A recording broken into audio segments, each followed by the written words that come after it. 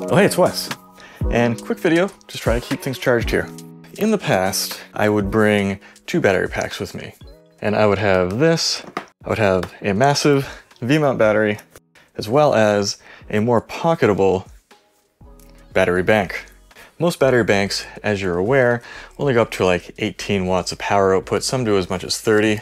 This isn't useful for stuff like your laptop or even really fast charging a lot of modern devices these days. So I have that in my back pocket, but also this in my bag because this bad boy can do 100 watts of charging. What if I want to do something more compact? Well, thankfully, recently noticed Ugreen. This is their newer 145 watt power bank.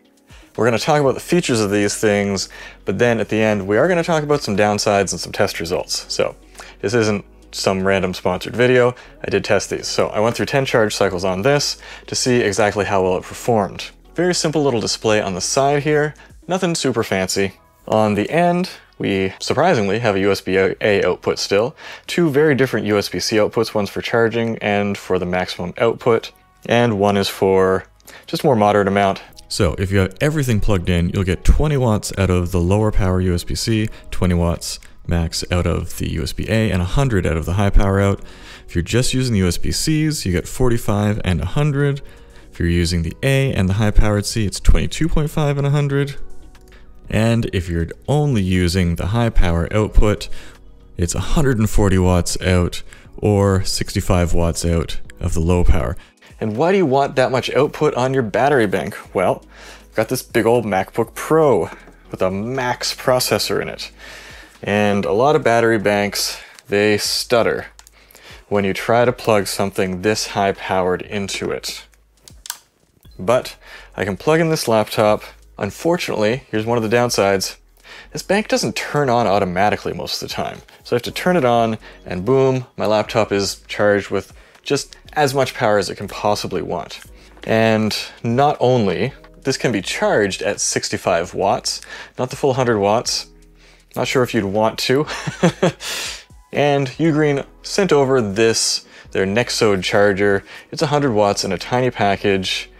That's fantastic. It's not as good as like a full USB charge station because these outputs are sharing power, and so when you plug one thing and then another thing and another thing in, they have that unfortunate habit of shutting off, turning back on, recalibrating the power distribution.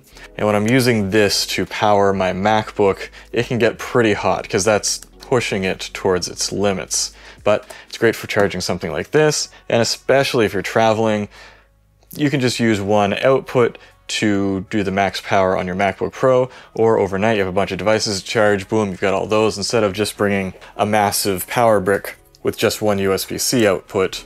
Kind of limits you a little bit. And once again, it's a little bit complicated how much power you can get out of this, depending on how you plug it in. If you're using all the ports, the most you can get out of the main USB-C port is 45 watts, but if you're using it on its own, you can get 100 watts of power output. After doing 10 charge cycles on this in my testing, I found that my total discharge was 68 watts out, and my total charge was 95 watts in. And this is where we get into a little bit of complication, as a lot of battery banks are listed for their power capacity of just the batteries themselves, and this one's rated at 90 watt hours. But the actual rated capacity, which takes into account any charging and discharging losses within the circuitry, internal resistance and so forth, that's about 72 watt hours. As you can see, we came in well above that level, so it will take quite a long time for this battery to wear out enough to be down to that 72 watt hour rated capacity, since we are getting about 83 out of this at present after several charge cycles. Anker does have a similar spec'd battery, but it's a big square thing, and I want a battery that I can slide into my back pocket, like so. Much more simple. And in like a side pouch or a front pocket of a backpack, that's much easier. I'm not big on the big square form factor of Anker's high power battery bank. So if you want to pick up one of these, there's going to be a link down in the description below, and I will leave a note if anything goes wrong.